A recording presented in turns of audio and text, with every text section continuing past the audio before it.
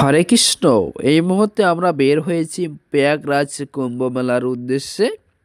আমরা বাড়ি থেকে বের হয়ে আমরা রয়েছি ধূপগুড়ি রেলওয়ে স্টেশনে। সেখান থেকে ট্রেন ধরে আমরা যাব প্রয়াগরাজ কুম্ভ মেলার দর্শনে।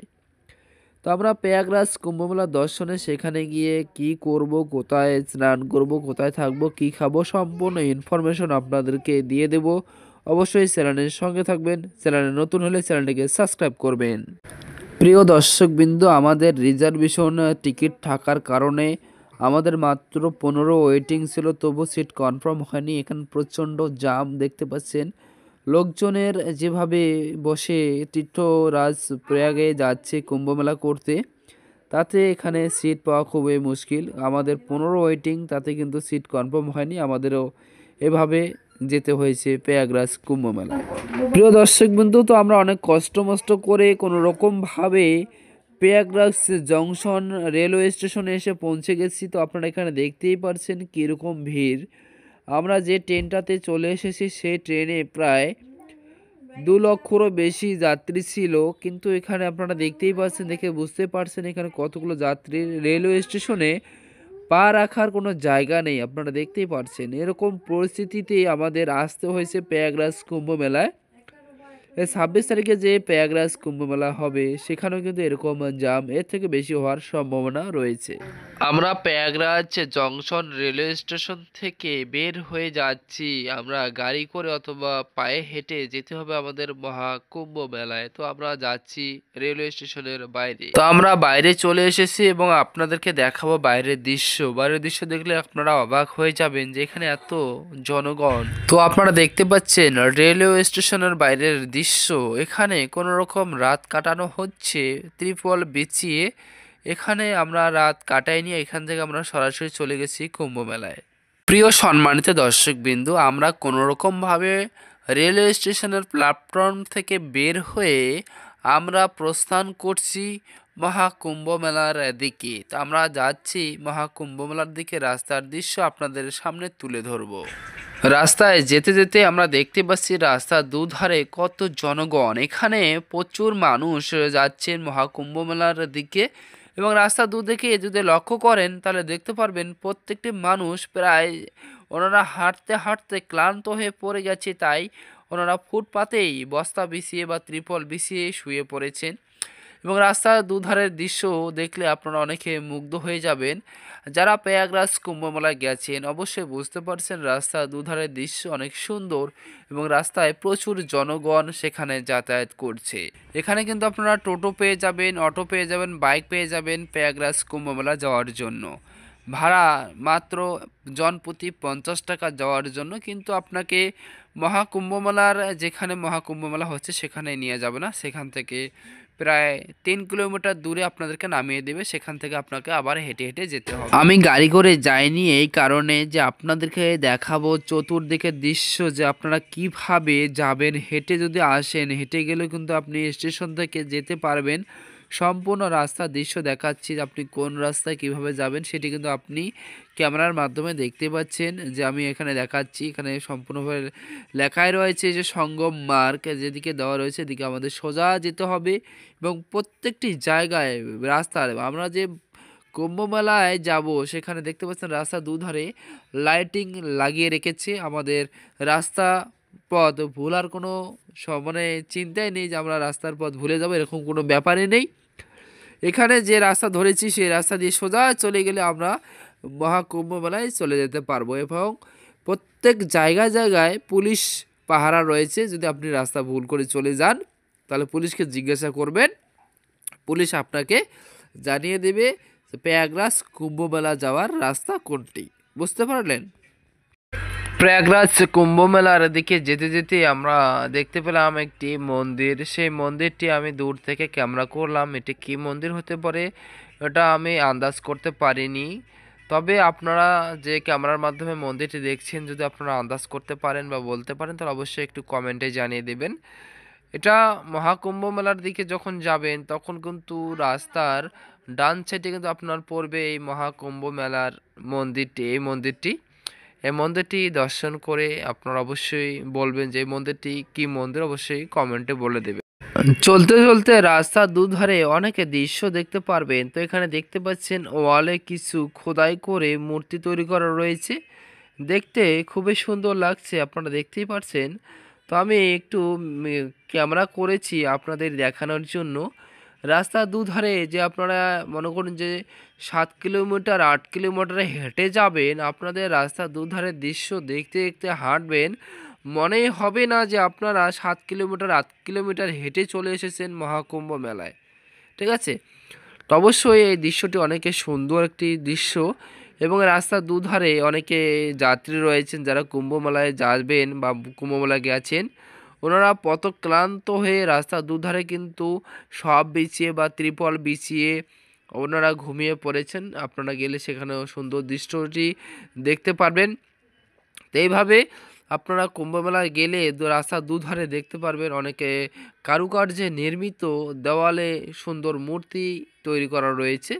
তো এভাবে আপনারা দেখতে দেখতে চলে যাবেন মহাকুম্ভ মেলায়। আমরা রাস্তার দুধারে আরও অনেকে দৃশ্য দেখব, অবশ্যই আপনাদের সামনে তুলে ধরার চেষ্টা করব।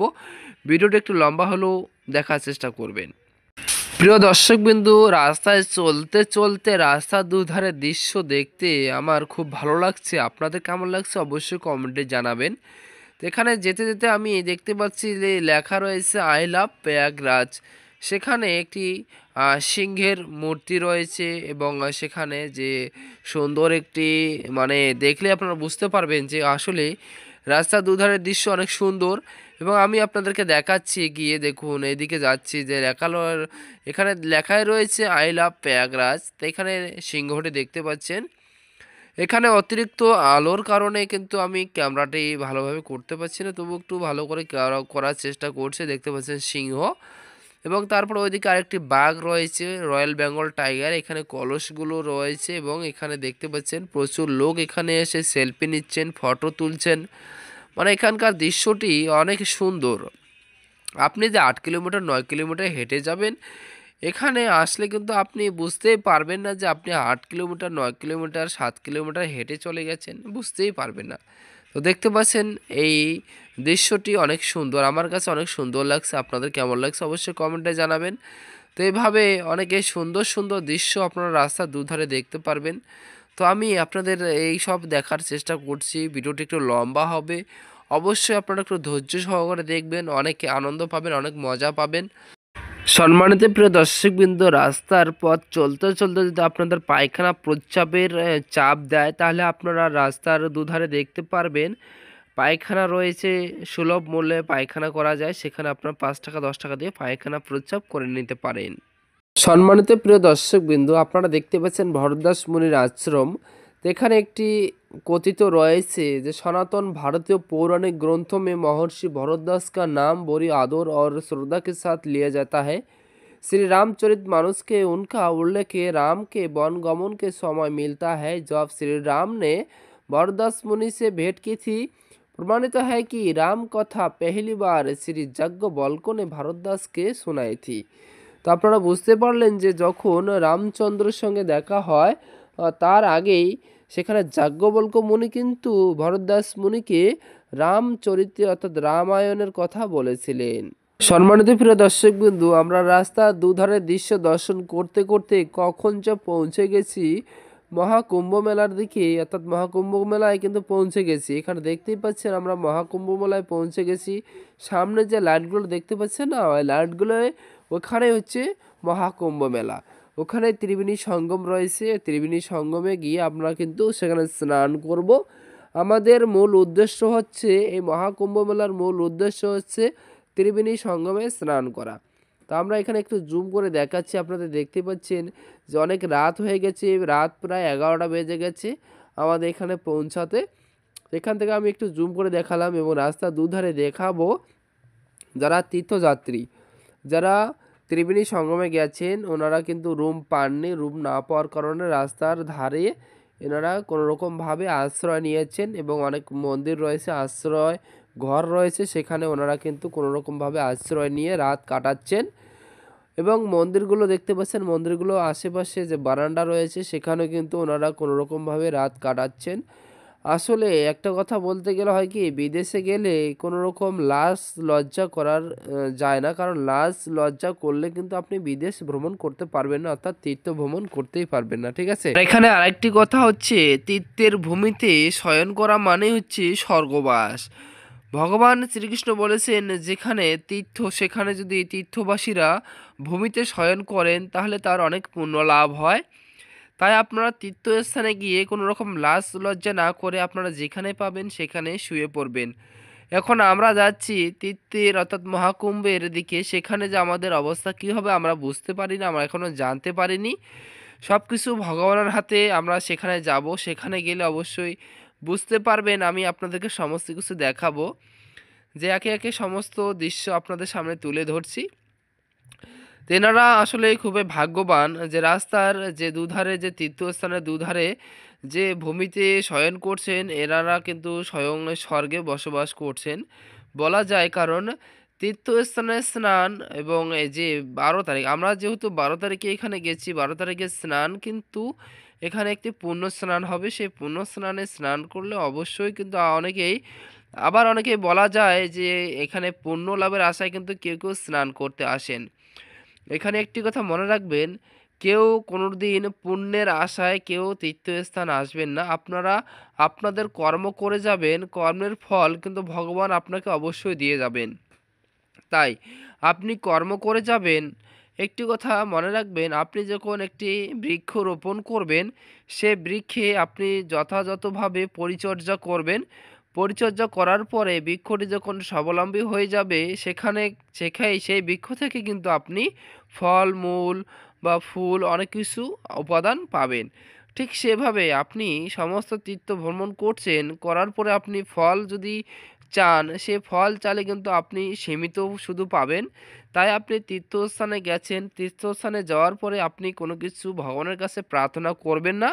ভগবান প্রার্থনা না করার ফলে ভগবান কিন্তু আপনাকে অনেক কিছু দিতে পারে। তাই তীর্থস্থানের মাটি হচ্ছে স্বর্গতুল্য এবং বৈকুণ্ঠ তুল্য। আপনারা যারা প্রয়াগরাজ কুম্ভমেলায় গেছেন, অবশ্যই আপনারা বুঝতে পারছেন সেখানকার ভূমি কত পবিত্র। এই প্রয়াগরাজ কুম্ভমেলায় এখানে কিন্তু ত্রিবেণী সঙ্গমে এখানে যে নীলাটি হয়েছিল, সেই নীলাটি সম্পর্কে আমি আপনাদেরকে একটু সংক্ষিপ্ত আকারে বলবো। অবশ্যই আপনারা মনোযোগ সহকারে শ্রবণ করবেন এবং সকলেই ভিডিওটি শেয়ার করবেন, চ্যানেলটিকে সাবস্ক্রাইব করবেন, এবং আপনারা যারা নতুন রয়েছেন এই চ্যানেলে অবশ্যই চ্যানেলটিকে সাবস্ক্রাইব করে ভিডিওটিকে লাইক করবেন। তো চলুন আমি একটু সংক্ষেপে বলি এই কুম্ভ মেলার বিষয়ে। এখনও কুম্ভ মেলায় যেতে আমাদের অনেক সময়ের প্রয়োজন। রাস্তার ধারে আমি যদি কোনো রকম কিছু বলার থাকে, তাহলে আমি যে কাহিনীটি বলবো সেই কাহিনীর মাঝখানে কিন্তু বলে দেবো। তো চলুন আমি কাহিনীটি একটু সংক্ষেপে আপনাদেরকে বলি। আমি কিন্তু একদম শর্টকাটে বলছি। এখানে একটি পৌরাণিক কাহিনী অনুসারে দুর্বাসা মুনির অভিশাপে ইন্দ্র ও অন্যান্য দেবতারা দুর্বল হয়ে পড়লেন। অসুররা দেবতাদের আক্রমণ করে পরাজিত করে। তারপর সমস্ত দেবতারা একত্রিতে ভগবান বিষ্ণুর কাছে গেলেন এবং তাদের সমস্ত ঘটনা বর্ণনা করলেন। তখন ভগবান বিষ্ণু তাদের অসুরদের সাথে ক্ষীর সমুদ্রের মন্থন ও অমৃত আহরণ করার পরামর্শ দেন। ভগবান বিষ্ণু এই কথা শুনে সমস্ত দেবতারা অসুরদের সাথে সন্ধি করে অমৃত আহরণের চেষ্টা করতে লাগলেন। অমৃত কুম্ভের আবির্ভাবের সাথে সাথে দেবতাদের আদেশে ইন্দ্রের পুত্র জয়ন্ত অমৃত কলস নিয়ে আকাশে উড়ে গেলেন। অতঃপর অসুরগুরু শুক্রাচার্যের নির্দেশে অসুররা অমৃত ফেরত নিতে জয়ন্তকে ধাওয়া করে এবং অনেক পরিশ্রমের পর মাঝপথে জয়ন্তকে ধরে ফেলেন। এরপর অমৃত পাত্রের উপর নিয়ন্ত্রণ লাভের জন্য 12 দিন ধরে দেবতা ও অসুরদের মধ্যে একটানা যুদ্ধ চলে। এই পারস্পরিক লড়াইয়ের সময় পৃথিবীর 4টি স্থানে প্রয়াগ, হরিদ্বার, উজ্জয়িনী, নাসিক, কলস থেকে অমৃতবিন্দু পড়েছিল।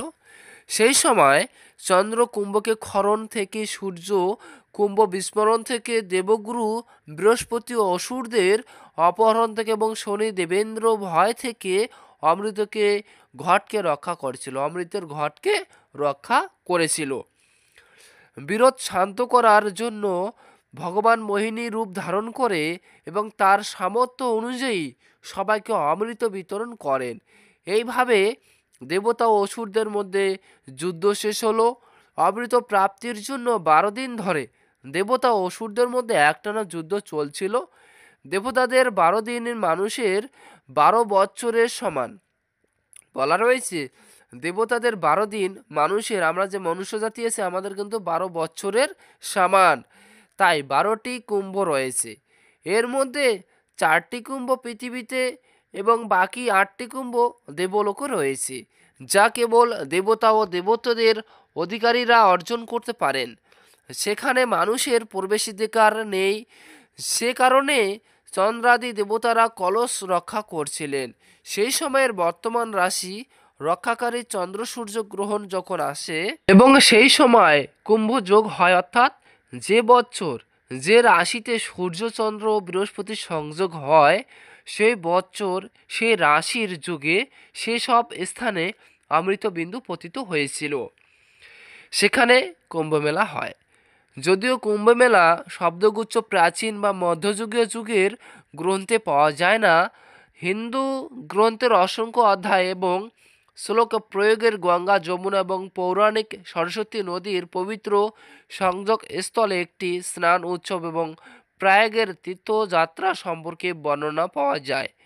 এগুলি স্নান পর্বের এবং প্রয়াগ মাহাত্ম্যের, প্রয়াগের মহত্ব সংস্কৃতি ঐতিহাসিক ভ্রমণ নির্দেশিকা আছে এবং 10টি শৈব এবং বৈষ্ণব আখড়াগুলি 10 নামেও পরিচিত এবং তারা বিশ্বাস করেছে আদি শঙ্কর তাদের প্রতিষ্ঠা করেছিলেন এবং তাদের ঐতিহ্যগত কর্তব্যগুলির মধ্যে একটি হলো ধর্ম রক্ষা, বিশ্বাসের সুরক্ষা। আমরা প্রয়াগরাজের মাহাত্ম্য কথা বলতে বলতে কিন্তু আমরা প্রয়াগরাজের যে কুম্ভ মেলায় সেখানে কিন্তু আমরা প্রবেশ করে ফেলেছি। এবং আরেকটি কথা হচ্ছে, এই কুম্ভ মেলা যে আয়োজিত হচ্ছে সেটা বছরে কবার হয় এবং আমাদের 144 বছর পরে এই মহাকুম্ভ মেলা কেন হচ্ছে সেটি বিষয়ে একটু জানবো। হরে কৃষ্ণ। কুম্ভ মেলা হিন্দু ধর্মাবলম্বীদের একটি গুরুত্বপূর্ণ তীর্থযাত্রা, যা প্রতি 3 বছর, 6 বছর, 12 বছর এবং 144 বছর একবার পালিত হয়। এটি পৃথিবীর সবচেয়ে বড় ধর্মীয় সমাবেশ হিসাবে পরিচিত। মেলাটি 4টি তীর্থস্থানে অনুষ্ঠিত হয়। প্রয়াগরাজ, যেখানে গঙ্গা যমুনা এবং সরস্বতী নদীর মিলন; হরিদ্বার, গঙ্গা নদী; নাসিকায় গোদাবরী নদী এবং উজ্জয়িনীতে শিপ্রা নদী। 2022 সালে 700 বছর বিরতির পর হুগলি বাঁশবেড়িয়া আবার কুম্ভ মেলার আয়োজন করে। 1850 দশকে হরিদ্বারে অনুষ্ঠিত হয় কুম্ভ মেলা। প্রতি 3 বছর অন্তর কুম্ভ মেলা অনুষ্ঠিত হয়। প্রতি 6 বছর অন্তর অর্ধ কুম্ভ মেলা অনুষ্ঠিত হয়। প্রতি 12 বছর পর পূর্ণ কুম্ভ মেলা অনুষ্ঠিত হয়। প্রতি 144 বছর পর মহাকুম্ভ মেলা অনুষ্ঠিত হয়। কুম্ভ মেলা নদীতে পবিত্র স্নানের মাধ্যমে পালিত হয়। তবে শুধুমাত্র একটি ধর্মীয় উৎসব নয়, এটি সম্প্রদায়ের বাণিজ্য মেলা, শিক্ষা, সাধুদের ধর্মীয় বক্তব্য, সন্ন্যাসীদের সমাবেশ এবং বিনোদনের মিলন মেলাও। তীর্থযাত্রীরা বিশ্বাস করেন যে এই নদীগুলিতে স্নান করা তাদের অতীত পাপের প্রায়শ্চিত্তের জন্য এবং শুদ্ধি সাধনের একটি উপায়, যা তাদের পাপ মুক্ত করে। কুম্ভমেলার পরিচালন ঐতিহ্যগতভাবে চলে আসছে। তো আমি আপনাদেরকে আগেই বলেছিলাম যে আপনারা কোনো তীর্থস্থানে যদি যান সেখানে কোনো ফলের আশা করবেন না। ফলের আশা করলে আপনি ফল পাবেন সীমিত। ভগবান শ্রীকৃষ্ণ এতই দয়ালু, তিনি সব সময় ভক্তদের অনেক কিছু দিয়ে থাকেন। যদি কোনো ভক্ত মুখ ফুটে চেয়ে থাকেন তাহলে তিনি ততটুকুই পান যতটুকু যে ভক্তটি চায়। যেমন সুদামা, তিনি শুধুমাত্র 1 মুঠো 2 মুঠো চাল নিয়ে গেছিলো। দেখুন, শুধু খুদে চাল নিয়ে গেছিল, শুধু খুদে নিয়ে গেছিল। সেখানে ভগবান শ্রীকৃষ্ণকে উনি দিয়েছিলেন। দেওয়ার পরে ভগবান শ্রীকৃষ্ণ বলেছিলেন, মিত্র তুমি কি চাও বলো, তুমি তো কিছুই চাও না আমার কাছ থেকে। তখন সুদামা বলেছিল, না মিত্র, আমি তোমার কাছে কিছু চাই না, তুমি শুধু আমার মিত্র হয়ে সারা জীবন পাশে থাকো। ভগবান শ্রীকৃষ্ণ, যিনি স্বয়ং ভগবান, ত্রিভুবনের ভগবান, তিনি যখন সমস্ত জগৎকে পরিচালনা করেন, তার কাছে কখনো কোনো লুক্কায়িত থাকে না। তাই ভগবান শ্রীকৃষ্ণ সুদামা যদি না চায়, তবু ভগবান শ্রীকৃষ্ণ তখন সুদামাকে এত কিছু দিয়েছেন যে তিনি ভাবতেও পারেননি। তো এইভাবে একটি কথা মনে রাখবেন, তীর্থস্থানে গেলে কখনোই কোনো রকমভাবে ফলের আশা করা যাবে না। আমি একটু আগে বলেছিলাম যে আপনি যখন একটি বৃক্ষরোপণ করবেন, বৃক্ষরোপণ করলে বৃক্ষের পরিচর্যা আপনারা করে যাবেন, বৃক্ষের ফল ফুল সমস্ত কিছু আপনাদেরকে দিবে এবং সেই উপাদানগুলো দিয়ে আপনারা উপকৃত হবেন। যদি আপনারা বৃক্ষের উপর না করেই বৃক্ষের কাছে কিছু চান, তাহলে আপনি কি সেখান থেকে পাবেন? অবশ্যই আপনাকে প্রথমে কর্ম করে যেতে হবে, তারপরে আপনি সেই ফল অবশ্যই পাবেন। তবে একটি কথা মনে রাখবেন, আপনি নিঃস্বার্থ হয়ে কর্ম করে যান, নিঃস্বার্থ হয়ে সমস্ত কিছু পুণ্যকর্ম করে যান, দেখবেন আপনি ফল পাবেন। এবং এই তীর্থস্থানগুলিতে যারা ভূমিতে শয়ন করছেন, তারা স্বয়ং বৈকুণ্ঠে এবং স্বর্গে বসবাস করছেন। এখানে স্বয়ং শাস্ত্রে উল্লেখ করা রয়েছে। এবং ভগবান শ্রীকৃষ্ণ এবং ভগবান বিষ্ণু যখন এই ত্রিবেণী সঙ্গমে সমুদ্র মন্থন করেছিলেন, এখান থেকে অমৃত উদ্ধার হওয়ার পর এই ত্রিবেণী সঙ্গমে এক ফোঁটা অমৃত পড়েছিল। এই এক ফোঁটা অমৃত পড়ার কারণে এখানে যে কুম্ভে স্নান হয়, এই কুম্ভের স্নানে অনেক পুণ্য লাভ হয়। কিন্তু আমাদের সেটা ভেবে সেখানে স্নান করা যাবে না। আমাদের মনুষ্যের কর্ম হচ্ছে সমস্ত ভগবানকে কিভাবে প্রসন্ন করা যায় সেই উপাদানগুলো আমাদের করতে হবে, সেই কার্যগুলো আমাদের করতে হবে। তাই আমাদের নিঃস্বার্থ হয়ে ভগবানকে প্রসন্ন করার জন্য সমস্ত কর্ম আমরা করে যাব। ভগবানের ইচ্ছা হলে ভগবান ফল প্রদান করবেন, ইচ্ছা না হলে করবেন না। আমাদের মনুষ্য জাতির কর্ম হচ্ছে আমাদের কর্ম করে যাওয়া। ধারাবাহিকভাবে আমরা কর্ম করে যাব, ভগবানের কাজ ভগবান করবেন। তো অবশ্যই আপনারা বুঝতে পারলেন। তো এবার আমরা দেখুন, আমরা মাহাত্ম্য কথা বলতে বলতেই কুম্ভ মেলার ভিতরে প্রবেশ করে ফেলেছি। এবং কুম্ভ মেলার প্রবেশ করার পরে এখানে আমরা অনেক কিছু দর্শন করছি। এখানে দেখতে পাচ্ছেন বৃন্দাবন চন্দ্রোদয় মন্দির, আপনারা এখানে দেখতে পাচ্ছেন ইস্কনের যে বৃন্দাবন চন্দ্রোদয় ইস্কন মন্দির রয়েছে, সেটা আপনারা দর্শন করতে পারলেন। আমরা এগিয়ে যাচ্ছি, এগিয়ে আবার আরও যাব। আমরা কুম্ভ মেলার সমস্ত কিছু দর্শন করার চেষ্টা করব। যারা কুম্ভ মেলায় যাননি তারা অবশ্যই ভিডিওটি দেখলে আপনারা জানতে পারবেন কুম্ভ মেলায় আপনাদের কোথায় কি রয়েছে, কিভাবে ওখানে থাকতে হয়, কোথায় কি করবেন, সম্পূর্ণ বিস্তারিত কিন্তু আমি আজকে ভিডিওতে আপনাদেরকে জানাচ্ছি। অবশ্যই একে একে সমস্ত কিছু জানতে পারবেন। আপনারা এই ভিডিওর মাধ্যমে অনেক মজা পাবেন, ঠিক আছে? তাই ভিডিওটি আপনারা স্কিপ না করে সম্পূর্ণ দেখুন। চ্যানেলে নতুন হলে চ্যানেলটিকে সাবস্ক্রাইব করুন। এবং ভিডিওটি হয়তো লম্বা হতে পারে বা বড় হতে পারে, অবশ্যই ভিডিওটি সম্পূর্ণ দেখবেন, কেউ ভিডিওটিকে স্কিপ করে দেখবেন না। তো চলুন আমরা ভিডিওটি ভালো করে আপনাদেরকে সম্পূর্ণ সঠিক ইনফরমেশন দেওয়ার চেষ্টা করি। তো চলুন আমরা আপনাদেরকে দেখাচ্ছি। হরে কৃষ্ণ। 2025 সালের এই মহাকুম্ভ মেলা অনুষ্ঠিত হচ্ছে 45 দিন ধরে, অর্থাৎ এর স্থায়িত্ব কাল হচ্ছে 45 দিন। এই মহাকুম্ভ মেলা শুরু হয়েছে 13ই জানুয়ারি 2025 এবং শেষ হচ্ছে 26শে ফেব্রুয়ারি। এর স্থায়িত্ব কাল হচ্ছে টোটাল 45 দিন। এই মহাকুম্ভ মেলাটি অনুষ্ঠিত হচ্ছে ভারতের উত্তরপ্রদেশের প্রয়াগরাজ ত্রিবেণী সঙ্গমে। স্থানাঙ্ক 25.431 ডিগ্রি সেলসিয়াস উত্তরে এবং 81.885 ডিগ্রি সেলসিয়াস পূর্বে অবস্থিত।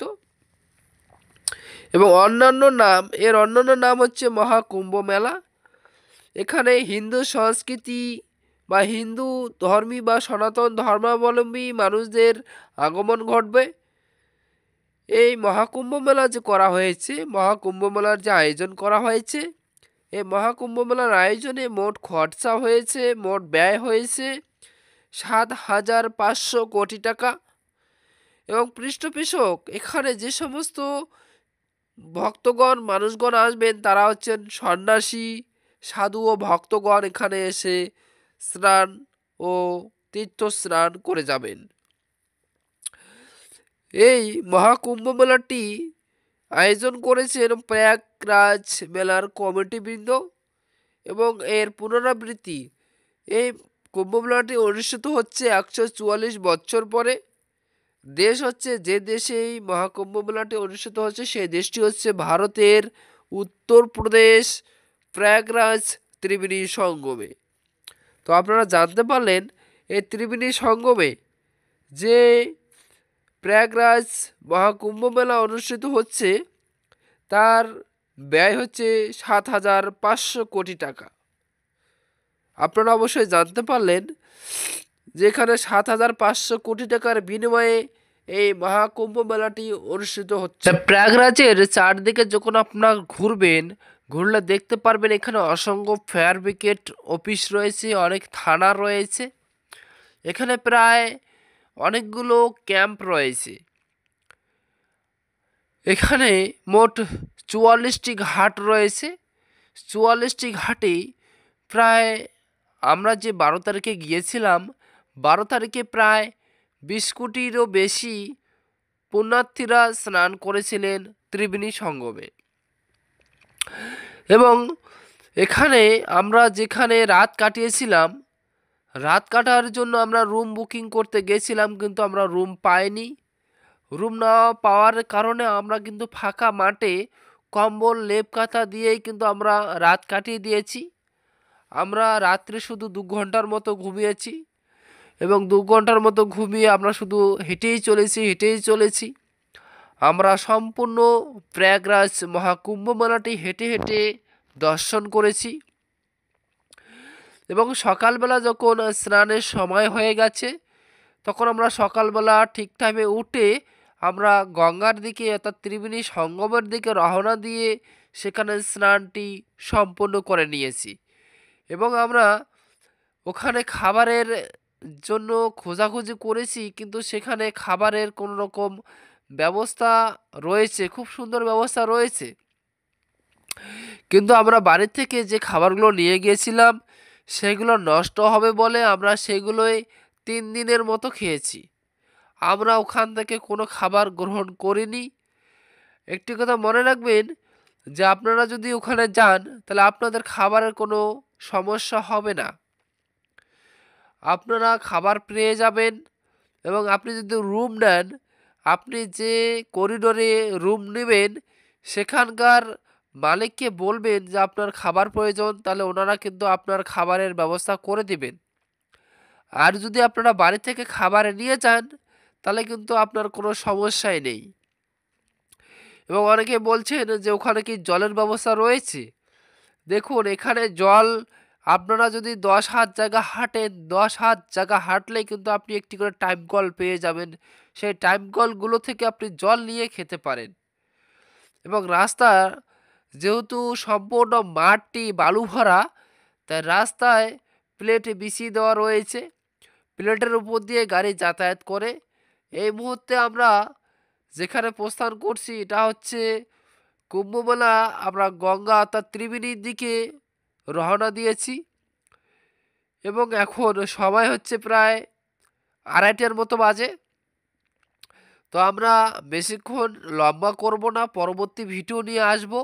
অবশ্যই পরবর্তী ভিডিওর জন্য আপনারা অপেক্ষা করবেন। আমি পরবর্তী ভিডিওতে আপনাদেরকে দেখাবো আমরা কিভাবে স্নান করেছি। অবশ্য আমি আমার এই চ্যানেলে শর্ট ভিডিওতে দিয়েছি যে স্নান করা ভিডিও দিয়েছি, কিন্তু স্নান করা ভিডিওগুলো দেওয়ার একটি কারণ হচ্ছে যে সেখানে দিলে কপিরাইট ইস্যু চলে আসছে, সে কারণে আমি কিন্তু স্নান করা ভিডিওগুলো দিতে পারছি না।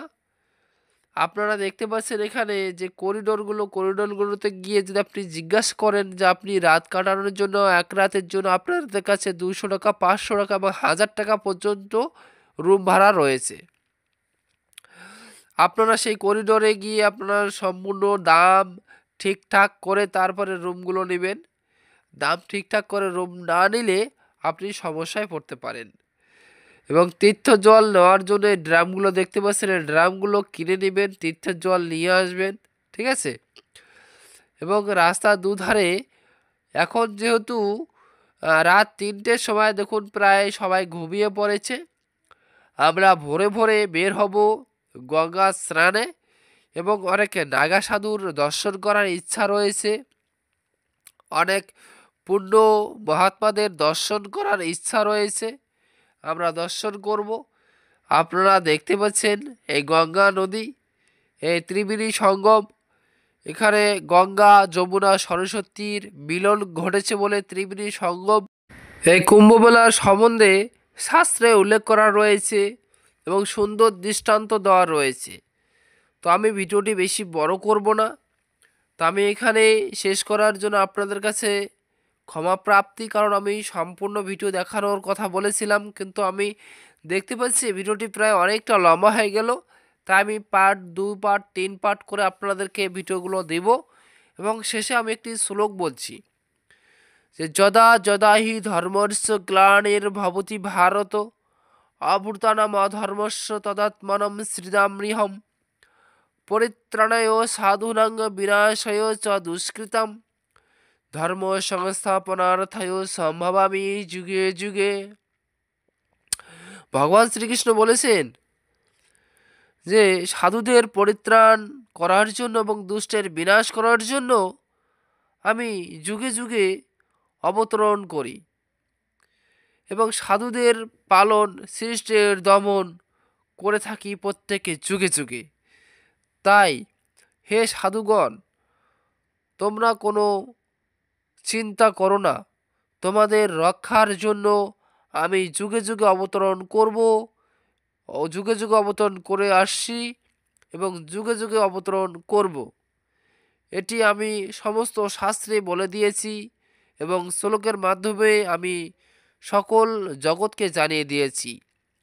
তাই আপনারা নির্ভয়ে আপনারা তীর্থস্থান ভ্রমণ করুন, ধর্মস্থান ভ্রমণ করুন এবং সমস্ত ধর্মস্থানগুলো সংরক্ষণ করুন।